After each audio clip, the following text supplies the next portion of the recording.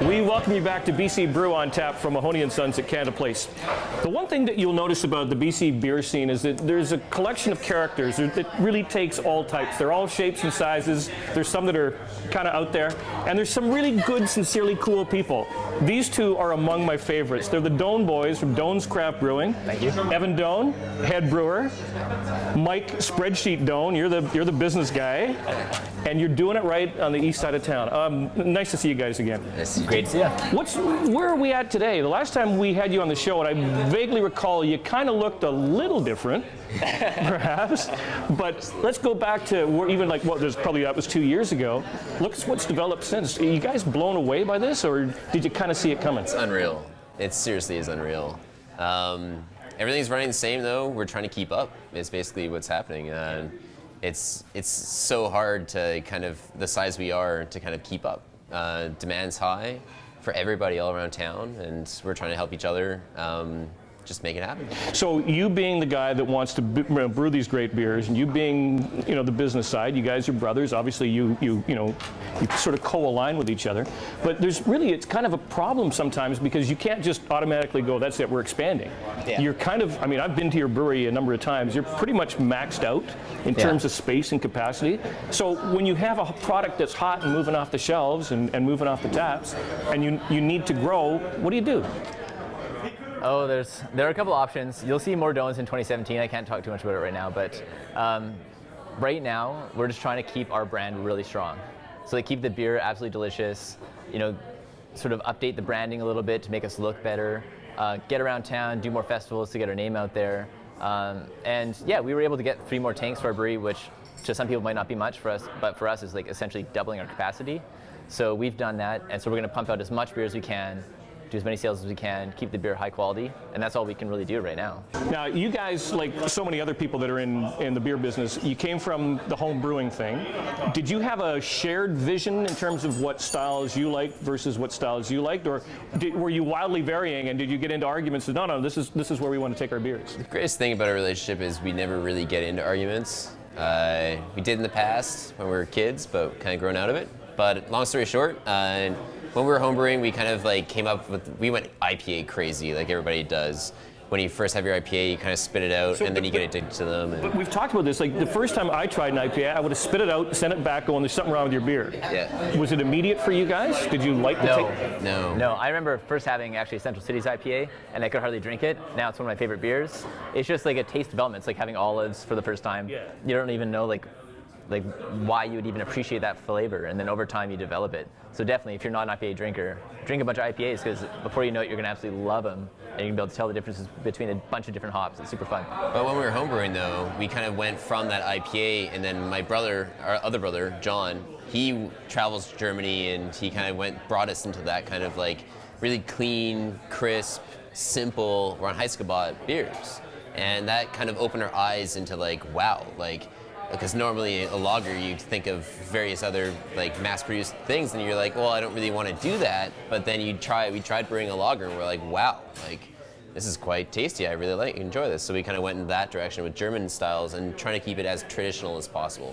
When you brew beers, or when you sell beers and market them, do you have to actually enjoy and like each one? Or can you look at the commercial value of something that personally you may not enjoy at all? I think we like them all. At least our beers, I think it would be a challenge, and maybe it's because we're so small. Maybe it's because we don't have a big sales team where a bunch of those sales personnel are going to really like this beer. I think we need to really like the beer we're selling, because it's just us. It's just us and Kev, and we're selling this beer. So if we don't like the beer, then how are you going to sell it? How are you going to be honest about it? So I think we really do like all of our beers. I do, at least. Definitely. Well, let's walk down the Doan's Craft Brewing beer roster, because there's a couple of things in particular, one of which is your rye IPA, which I've raved about for a long time. But you also have rye stout. And what is your style? What is it that you decide when do you have meetings on a somewhat regular basis, or do you just keep producing more of the same old good stuff that's working? We kind of do it. A good way of putting it is kind of like Dogfish style down in the States. He started in a brew pub, and he kind of got this taste for experimenting. And isn't that a lot of big breweries might say hey, well, IPA is selling really well, so let's do another IPA. Let's push that. but we kind of like look at the market and be like, are influenced by it for sure, and saying like, wow, that was delicious, let's try that hop or whatnot. But we also gotta kind of like have a lot of fun being so small, just being like, okay, well, we'll try this, why not, kind of thing. And We have a having couple fun with dream it. beers. You know, like a couple beers that we would love to do, and we chat like every couple months. Like you, me, and Alex will sit down, and we'll sit down in like our parking lot essentially, and we'll go over our list of beers and be like, no, we're absolutely not doing that. Well, that doesn't make sense for the fall or winter. Or yes, we're gonna do that. So we'll circle a couple, and we'll test batch those beers and we'll do them. And it's just like, yeah, our dream beers. When you're young guys such as you are, and you have your own brewery, are you forever being hit on for beers? Like, if, for example, if someone says, hey, Mike and Evan, come on over to the house on Friday night, we're having a party, are they expecting you to be loaded down with beers? Hit on for beers. Not for parties, no. I think maybe there is an underlying expectation. I just ignore it. Yeah. But no, I don't think so. I find it's like really nice to be able to bring a couple growlers of beer to a party or to a family gathering or something like that. It's nice to be able to like provide that, and everyone loves it. You get hit on a lot for like donations. Yeah. But Oh, that's a whole show unto itself, isn't it? I would say so. One final question. If we have you on a year and a half, 2 years down the road, what are you going to look like? Bald. Yeah, bald. The Dome Boys. More BC Brew on Tap coming up.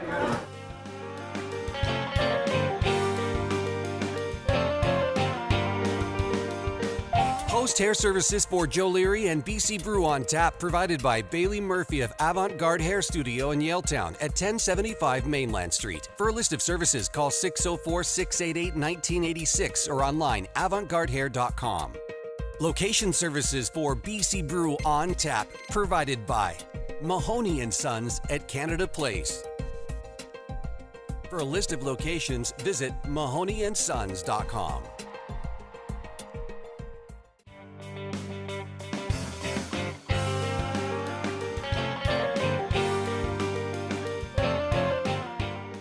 Welcome back to BC Brew on Tap from Mahoney and Sons at Canada Place. When we showcase the BC craft beer scene, we'd like to show you exactly just how adaptable it is in all environments. Chris Chewy is the Director of Operations of Lavish Liquid. Thank you, Joe. Pleasure to see you again, sir. Yeah, glad to be back. You entertained us before with beer cocktails, and I understand you've got some more to showcase. Yeah, so I'm going to do one for you today using Hearthstone's Cucumber Sour. It's a great cucumber-infused sour-style beer.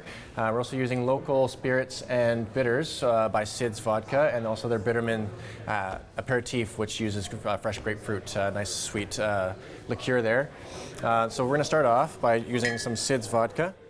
Now, I want to ask you, when you're trying to make these concoctions, Yes, sir. what is the criteria? Is it beer first, spirit later? Is it spirit first, beer later? Is it kind of a combination? It really depends on the style of your cocktail you want to get at the end for your end product. So this one, I'm going to actually layer the beer on the bottom. I'm going to float the cocktail on top and finish with some nice elderflower soda. So I'm adding some fresh lemon juice here as well. And I have prepared some egg white. Okay. Gives a nice volume and texture. This is a clover honey syrup, local BC honey. So I'm trying to keep everything local You're if I can. keeping this all hometown, I'm aren't trying you? to keep it as Seriously, local as I can. Yeah. Yeah. So I'm gonna give that a nice dry shake first to give it some volume. And the egg white. Okay. That's a skill unto itself, I must say. Yes. I've tried it. It hasn't been pretty. Has Well, not been- I'll teach you. I'll teach you okay. next time. Okay. Now we're gonna add some ice to give it the proper dilution and give it some more volume, liquid volume. Okay. Give that another shake. He has to do it again, huh? Okay. Yeah. There's a definite rhythm to that, is there not? It's a little bit rolling it too, Yeah, because okay. that way you get the dilution, the aeration, but you're not just smashing the ice into it. So again, I'm gonna layer the cucumber sour on the bottom here. So now even that style alone, the cucumber sour, I mean, I'm familiar with the souring concept, but it's kind of rare, is it not? I mean, normally isn't sour with like a fruit as opposed to a vegetable? Yeah, mostly you see a lot of fruit sours, but I think they wanted to try something a little bit more different, more vegetal. But you know, the kind of refreshing flavors you get from cucumber is really nice to add to a beer as well. So as we're gonna let that settle, I'm gonna pour some of this over top. Okay.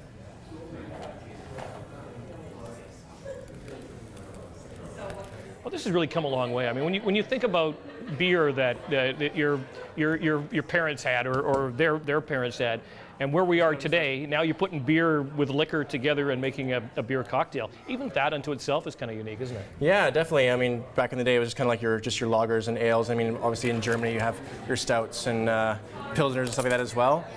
But now we're trying to come up with different flavors and there's even more going into a little this? bit more. So this is an elderflower soda, just to kind of give it some nice volume and froth over top. So you kind of get a nice layer there. We're going to finish with dehydrated orange over top. Oh, of course. You need dehydrated orange, of course. Well, it's more for the aroma. Yeah. And it kind of looks kind of cool. So now I've got all those dehydrated oranges I've got at home I can find a good use for. That's great. Yeah, because I'm sure you have tons, don't you? Tons. So what do we call this? I'm calling it Il Giardino, which is the garden cocktail. Well, I was going to call it Giardino di Birra, which is like basically beer garden cocktail. This is one of the things, though, you know what? Cheers. It just looks too good to even touch. But that is beautiful. Thank you. Well done. How's that for a piece of work, huh?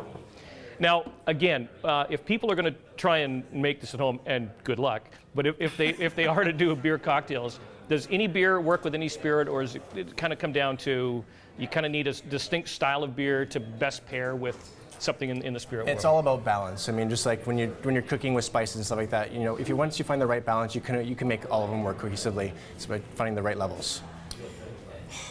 Well done. Thank you, sir. Now, Lavish Liquid, you've been doing a lot of events. Do you make stuff like this? We do, yes, we do. A lot of beer-style cocktails we do at events, as well as just other signature cocktails as well for special events. Chris Chewy from Lavish Liquid, the Director of Operations. Always a pleasure, sir. Thank you, Joe. And there is more BC Brew on tap coming up.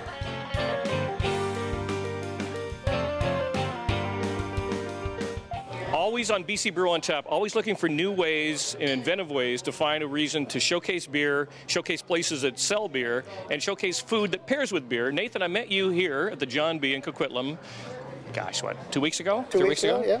About that. We kind of had a mutual love of beer. We started talking, and you said that you do this beer club. So tell us about what you do. Well, what we do, we have a different opinion about beer. Most people will tell you that beer should be rated on its own. We feel, and Owen agrees with this, is that beer should be paired with food. And when you properly pair beer with food, then the beer enhances the food and vice versa. The food enhances the beer. So what we try and do is we'll come in with Owen and we'll pick some beers. Owen pairs them with the food that they have on their menu. We'll drink some beer, write out an opinion on that or feelings on that, eat some of the food, and then after that we'll drink the beer and write another opinion on it. Well, let's bring Owen in. Owen's the good-looking guy with the great Star Trek tie, by the way. Nice tie, Owen. Good, thank you very much. Okay, so in a place like John B, you know, obviously you sell a lot of beer and a great variety of local craft. How important is it, or do you find that people actually do try and kind of partner something on the plate with something in the glass? You know what, it's becoming a lot more prominent, that's for sure. It started obviously a lot more in the States, and it's slowly starting to make its way up to BC, where people are putting things on the menu where they're actually recommending, just like wine used to do, between certain dishes and such. So, okay, so to start off with, what are we pairing here for first course? for the first course, this is actually my favorite dish on the menu here at the John B. It's one of our staples. It's our chicken satay with Oriental noodles, and it has a little bit of a peanut sauce. And the reason why I paired it with the Yellow Dog Chase My Tail Pale Ale is due to the hops, and I think that it balances well with a little bit of spice that it comes with the Thai flavor. Nathan, that might be one of the most popular beers in the Lower Mainland. Would you agree? It could very easily be. I know that they serve a lot of it. They drink a lot of it here. And of course, Yellow Dog is right here in Port Moody. Well, let's try it out. That's course number one. Beautiful.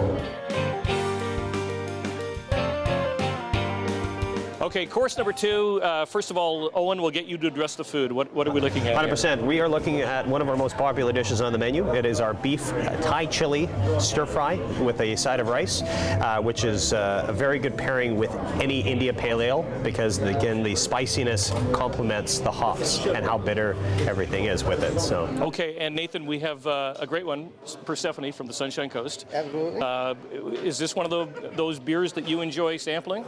Actually, you know, it's interesting that you asked me that is that I don't like India Pale Ales. I used not to myself, but I've since changed, yes. Well, Owen and I have had this ongoing discussion now for over a year, and he said the problem with it is that I haven't been eating the right food with it. So knowing Owen and what Owen does and the pairing he does, I probably wouldn't enjoy this because I don't care for IPAs before the meal, but I can pretty much assure you that after the meal that I'm going to really like that beer. It's amazing to think, again, like, you know, much like Nathan, if you go back 2 years ago in my history, I couldn't stand the taste of an IPA. Now it's basically what I go for every time, and I think there's certain qualities in that beer that really bring out the best in food. Yes? 100%. I mean, at the end of the day, it reminds me of Scotch, you know, where people used to not really be able to drink Scotch, and as you grow older, your taste buds change and so on. Well, an IPA, I mean, it's ultimately one of the best-selling things in North America, you know, any variety of IPAs. So it's neat because we are so close to the West Coast, and there's so much hops, and it's globally the most sought-after variety is anything from basically California, Oregon, and BC. So it's nice to have, and these are an organic brewery, B Corp, so it's nice to pair well with a lot of our spicy foods. So Certainly a good-looking dish and a good tasting beer. And back at the John B for course number 3, Owen, what are we looking at here? We have our Reuben egg rolls. Reuben egg rolls. Something completely different, and it's during Oktoberfest that we decided to do a little twist on an old classic. So basically with the corned beef, and we've got sauerkraut and a little Dijon mustard, and we just rolled it basically in an egg noodle, and So you're literally talking about a Reuben sandwich, Reuben sandwich put into a spring spring roll. Something completely different, something hot, something trendy, and I thought it would pair well with a blonde ale so that it can bring out a little bit more of the flavor of the meat. And I'll tell you, it sells like hotcakes, something completely different. Okay, so Nathan, what's your take on a blonde ale? Are you a fan of this style of beer? Well, first of all, I loved Chipper Blonde. It was one of the first beers that I drank from Moody Ales. I have some at home in my fridge, and the problem is that I find that I can't pair as well at home, again, as Owen does. You probably don't have deep fryers and things like that at home. No, I'm guessing. definitely not, definitely not. I haven't had this combination, but I'm really looking forward to trying this as soon as this is over. Okay, so Owen, you said this is like a hot seller at the John B. And do you try and recommend that people, hey, you might want to pair it with? You know what? It's definitely something that we tell each one of our waitresses and bar staff that, especially when we have something new and trendy like this, which is the first time we've ever sold it, to pair it with something that will go along with that flavor. And yes, the blonde is one of our most popular go-tos. I've lived a lot of years, never heard of a Reuben spring roll. About to try that. Hey, good news, dessert is coming up. Well, generally no meal is complete without dessert, and Owen, let's talk about this looks amazing. Thank you very much. This is our homemade pumpkin cheesecake. It's available for October, and obviously Thanksgiving is around. So I paired it with an autumn IPA, so it has a nice caramel balance. It's new to BC. It's from Deschutes Brewing, which is my favorite brewery, and we're their largest account in Canada. So I'm very happy to get to try it for the first time today too. Now, before I talk to you, Nathan, about this, I must ask you, because of the fact Deschutes, obviously Portland, the whole beer culture migrated north from Portland.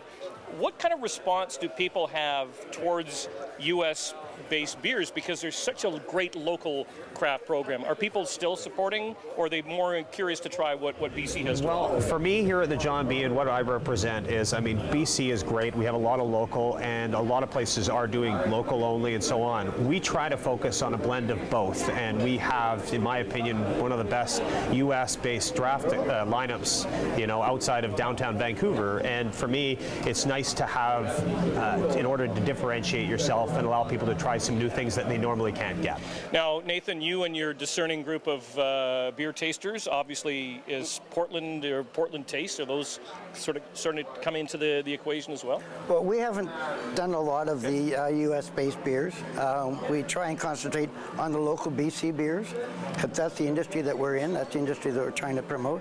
I haven't tried this, as Owen mentioned. Well, we're about to. I haven't. Yeah. Well, as Owen said, first time tap this. Looking forward to it, and I'm looking forward to the pairing. Well, a perfect ending to a perfect day here at the John B. Now, Nathan, how can people find out about you, your crew, and what it is that you guys do? Well, our website is craftbrewwinereview.com, all one word, obviously. And we go on there and we put on the results of our pairing. There's a contact page. Feel free to give us a call. Contact us via the contact page. Now, for people that may not be familiar, the John B. is an absolute institution. Owen, where do we find you? 38 years and going strong. We're at 1000 Austin Avenue in Coquitlam, but you can catch us on Facebook, Twitter, and our email address, or I guess our website is www.johnbpub.com. Well, thank you so much, guys, and thank you for having probably the coolest tie I've ever had on an interview on this show. Absolutely. Thank you. Host hair services for Joe Leary and BC Brew OnTap provided by Bailey Murphy of Avant-Garde Hair Studio in Yaletown at 1075 Mainland Street. For a list of services, call 604-688-1986 or online avantgardehair.com. Location services for BC Brew OnTap provided by Mahoney & Sons at Canada Place. For a list of locations, visit mahoneyandSons.com.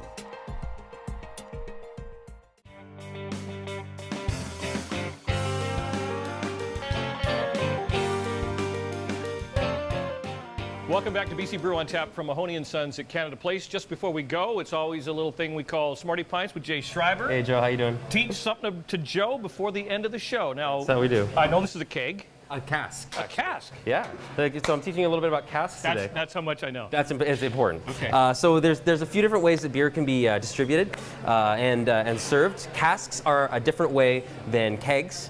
They're an English style that started up in England hundreds of years ago. The important thing to know about casks is that it is different than draft beer. With draft beer, you're oftentimes pumping CO2 into the keg and then bringing out the beer, replacing it with CO2 to keep it fresh. Okay. With casks, usually you have oxygen entering the cask, so it needs to be drank within a whole day. Now, my first question would be, I mean, this doesn't screw off. No, it doesn't screw off. It doesn't flip off. No, it doesn't. How do you get into it? So you got to use one of these guys. This is our tap handle. And the important thing to know with tap handles, whenever you're tapping a cask, is that it always has to be in the off position. Otherwise, you're going to get beer all over your toes. Okay. So there's two things you got to do with the cask. There's a way in for oxygen and a way out for beer. So we start by tapping, this is called a spile. You can also use a cask engine, but it gets a little bit more complicated. If you don't know what that is, ask your local gastropub.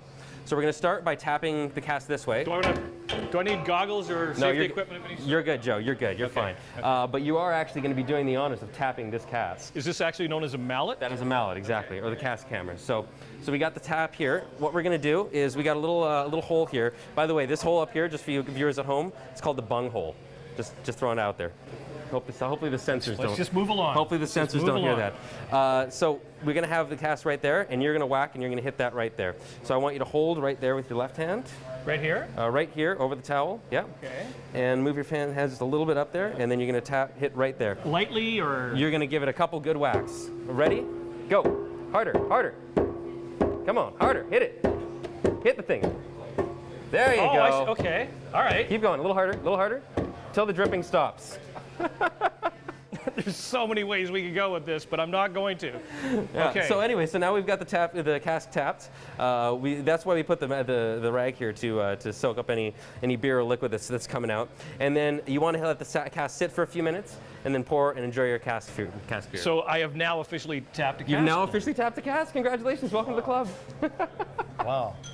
Please do not try this at home, or if you do, have a guy like Smarty Punch, Jay Schreiber. Now, casks are a big thing.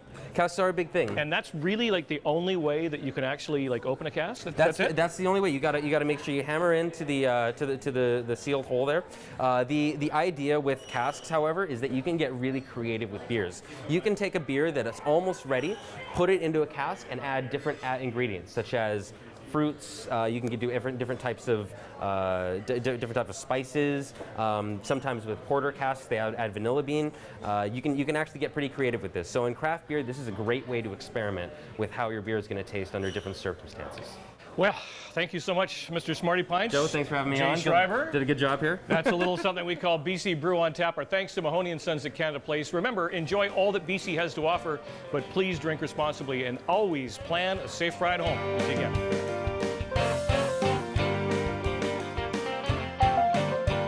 Clothing for Joe Leary and BC Brew on Tap supplied by Red Dragon Apparel. RedDragonApparel.com.